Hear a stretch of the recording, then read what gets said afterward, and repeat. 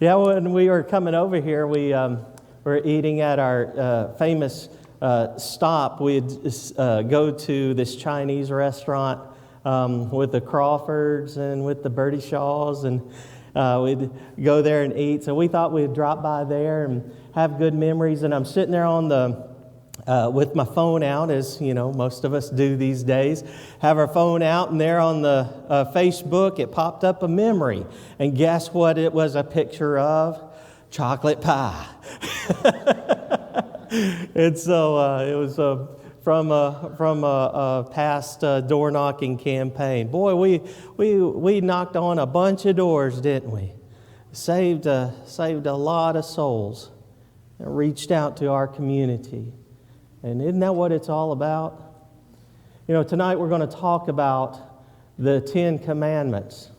And one of the 10 Commandments is no graven images before me. Have anyone ever taken the time to memorize the 10 Commandments? You have the 10 Commandments made by heart?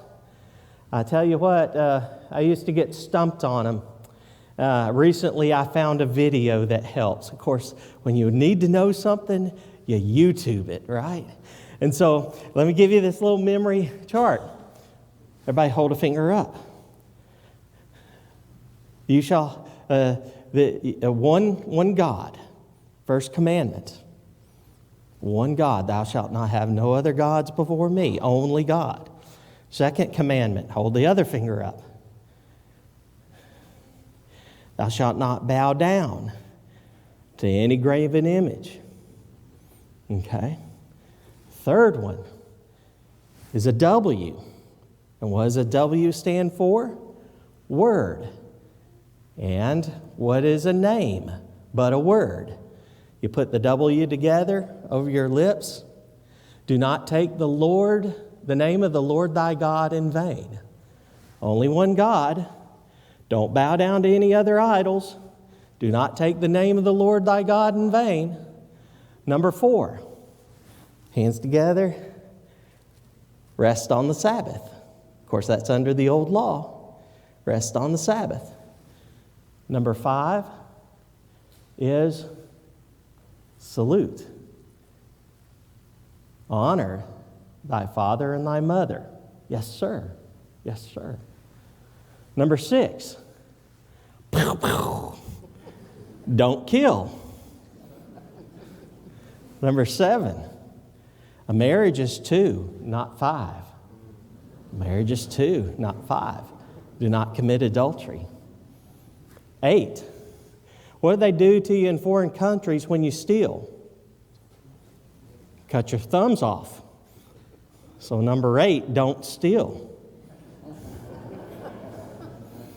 Number 9, 4 is not 5. 4 can never be 5. Don't lie. Don't lie. 4 is not 5. Don't lie. And number 10, don't covet your neighbor's stuff. So, easy way to remember them. The hardest one for me was the 4 and doing that between the 5. So, keep those in your thoughts. The one we're studying tonight is number 2. Thou shalt not have any graven images against me. Have you ever wondered why that was a command of God? Have you ever wondered why that was? Look with me, if you will, in Exodus chapter 20. And I want you to read the statement there in number 5. Thou shalt not bow down yourself to them.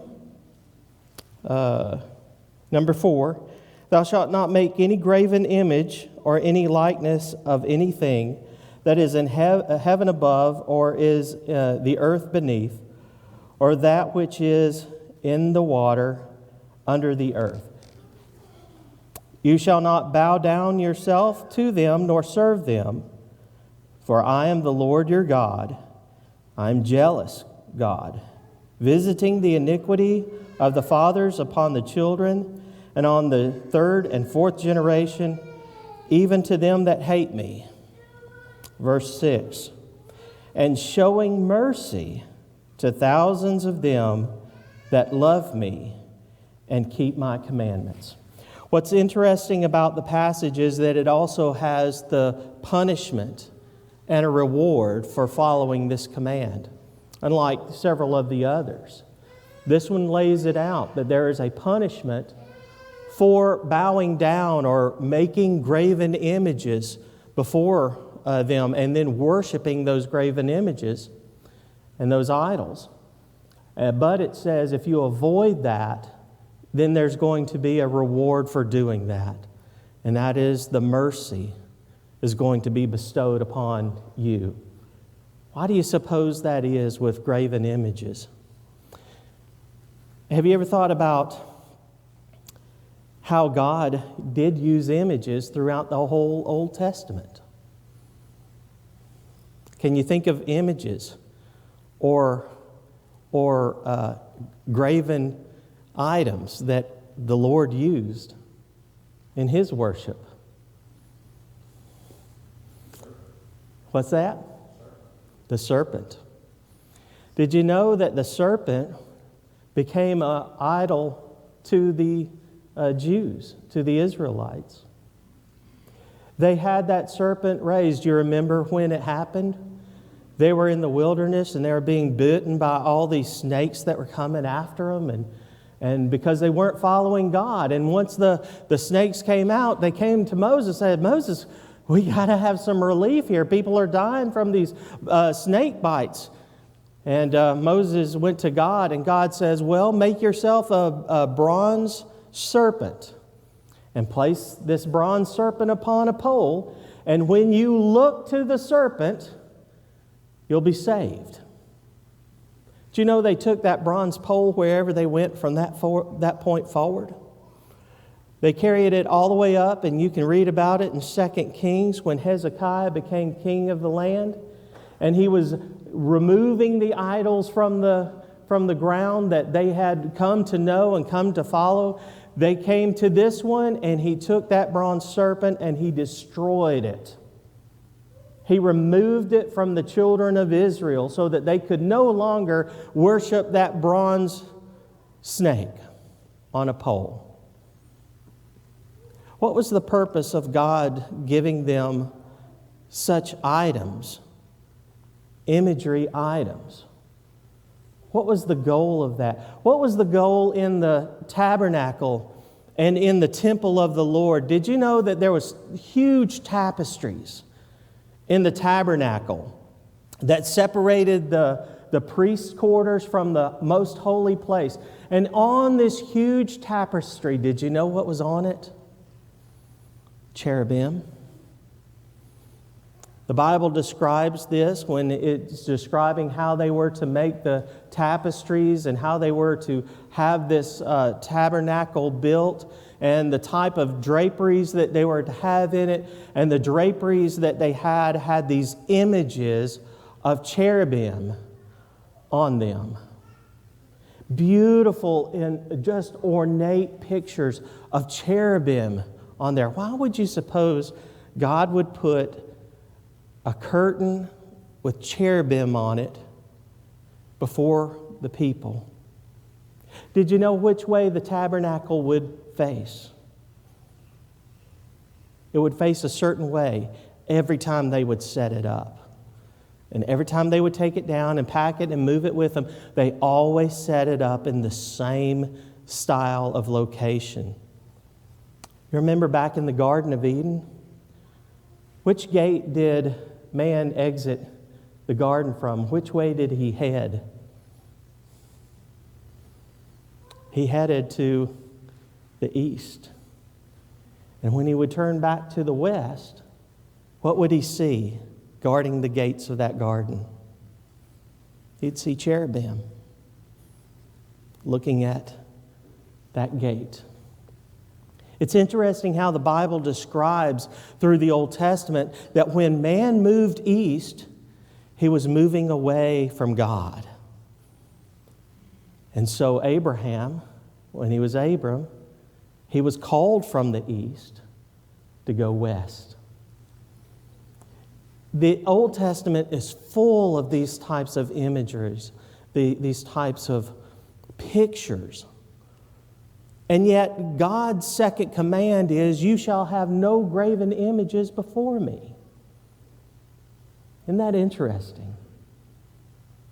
And of course we can then look and we can understand the graven images that he was talking about were the ones that would lead them away from him to focus on the physical world that they were in.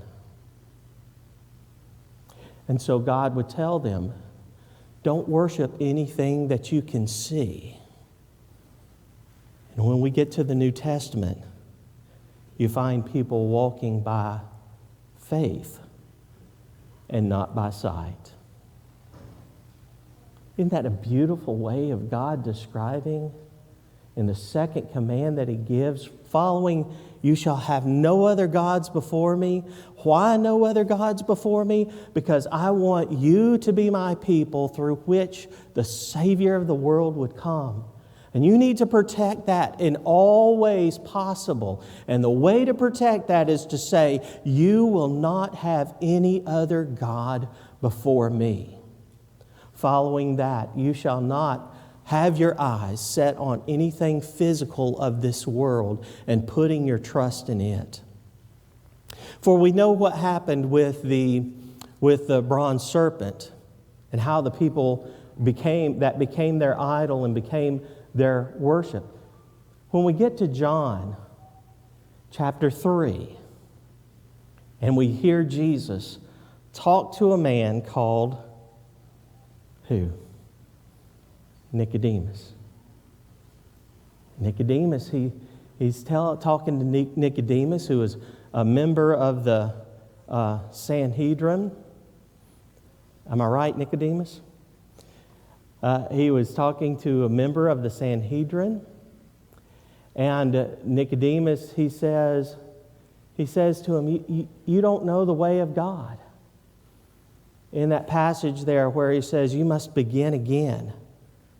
And he says, unless a man be born of water and of the Spirit, he shall in no wise enter the kingdom of heaven. Nicodemus says, well, can a man enter the birth canal a second time? You see where his mind was? On the physical. Jesus says, no. You must be born again, Nicodemus. Now, of course, we know that passage has reference in the future coming of baptism. Being born again then becomes synonymous with being born of God, being born part of His kingdom, entering the watery grave of baptism and being raised to walk in newness of life. That's what the rest of the New Testament describes. But at this particular time, it was John's baptism that they were under. And it's interesting that the Greek phrase there where it says must be born again is a term means start over from the top. Start over from the top. It's a phrase, if you look it up in historical settings, in the Greek historical settings, you'll see that it has reference to the theater world back in the first century, in which when they would practice the theater lines, if they messed up, the director would say, cut, start again from the top. In the setting with Nicodemus, Jesus was saying, as you read on further, Nicodemus, your understanding is not complete. Your understanding is not there, because if you don't know how the winds work, you don't know how it blows, you don't know any of those types of things, how can I tell you something that cannot be seen with the human eye and you understand without you starting again from the top? And then he teaches him how. He goes right to the story of Moses raising the serpent in the wilderness and telling the people, If you look to this serpent, you will live. And then what does Jesus say about himself? If I be lifted up, I will draw all men unto me. You see, that symbol and everything it represented was pointing them to one particular person in history that would change the world forever, how anybody would view it. And his name was Jesus Christ. You see, all those old imageries that was being used in the Old Testament, all those picture views were going to be fulfilled in Christ. And when Christ came, they would be able to see him. Those who were attuned to the spiritual message would be able to find Jesus Christ, whom they were looking for. So when he was telling Nicodemus these types of things, he was actually teaching them how he was to view the images under the Old Testament and how they were going to be fulfilled in Jesus Christ. And all of those images that were in the Old Testament, you can see in the life of Christ. It's interesting when Jesus died on the cross, and one of the last vestiges of the images that they had in their temple, and that curtain, when Jesus died, did what? Opened from the top to the bottom. In that way, there would be no more separation between man and his God. In the spiritual sense, man could be one with God. So when we get to this idea of no graven images, we can see that throughout the whole Bible, there is this very connection between the passages showing this. Look, if you will, at Isaiah chapter 43. Isaiah chapter 44, verses 9 through 10. They that make a graven image are all of them vanity, and their delectable things shall not profit, and they are their own witnesses. Notice this. They see not, nor know, that they may be ashamed. Who has formed a god of molten or graven image that is profitable for nothing? Behold, all his fellows shall be ashamed, and the workmen, they are of men, and let them all be gathered together. Let them stand, yet they shall fear, and they shall be ashamed together. The smith with tongues takes both work in the coals and fashions it with hammers, and works it with the strength of his arms. Yea, he is hungry, and his strength fails. He drinks no water, and is faint. The carpenter stretches out his rule, and he marks it out with a line. He fits it with planes, and he marks it out with a compass, and he makes it after the figure of a man, according to the beauty of a man, that it may remain in the house. He hews himself down cedars and takes up the cypress and the oak, which he strengthens for himself among the trees of the forest. He plants an ash, and the rain doth nourish it. Then shall it be for a man to burn. He will therefore take and warm himself by it. Yea, he kindles it and bakes bread. Yea, he makes of a god and worships it. And he makes a graven image and falls down thereto. But he burns part of it in the fire. With the part thereof he eats flesh, and he roasts and is satisfied. Yea, he warms himself and says, I am warm, and I have seen the fire. And the residue thereof he makes a god, even his graven image, and he falls down to it and worships it and prays to it and says, "Deliver me, for you are my God." They have not known or understood, for he has shut their eyes, and they cannot see, and their hearts they cannot understand.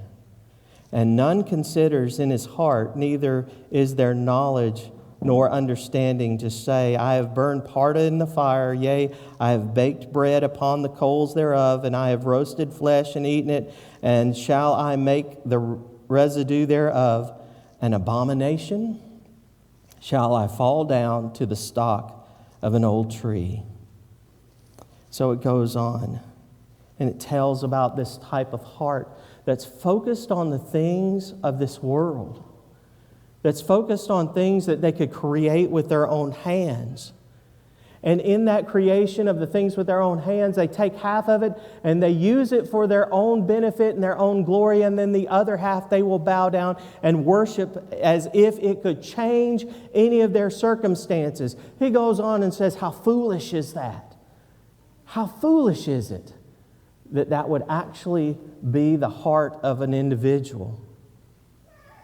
But we can see this type of mentality roll over generation after generation.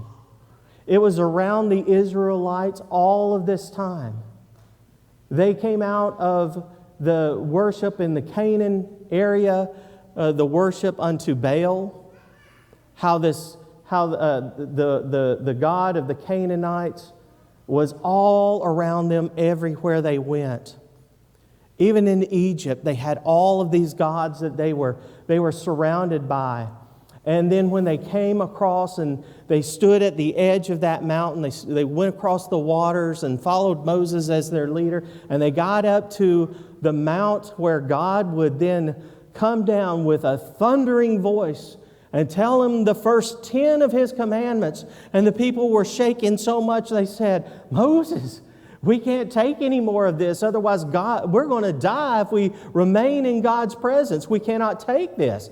And Moses then goes up with God to hear and to take the rest of His commandments, as he wrote the first 10 on a tablet of stone that he delivered himself in the presence of the individuals, of the people of the Israelite people there. And as Moses was up on the mountain receiving the 10 commandments, what were the people doing? They were making a golden calf. You see, they had been so far into this world of physicality that they could not understand that this God who had brought them across the waters, who had brought them to safety and delivered them from the Egyptians all the way and drowned the Egyptians in that water and covered them up, they could not understand a God that they could not see. They could not see. And yet they had all the appearances and all the attributes of God laid before them. I'll give you another quick thought. I don't know how much more time do I have? It's 7 o'clock. You're 15 minutes over. I'm 15 minutes over? I have to remember not to trust Skip. So I got, 15 more minutes? No, sir, you really are 15 over. Oh, is it the devotional? Yeah. Oh, okay. You're supposed to be in class now. Oh, I'm so sorry. I thought I was already delivering my lesson. Well, that was the introduction. So what would you have me do? Well, I'll stop. Just offer an invitation and then we'll sing and then pray and then kiss again. Okay, all right. Give just a few more invitational words. Let's be careful when we worship God, not to be caught up in the physical things of our world.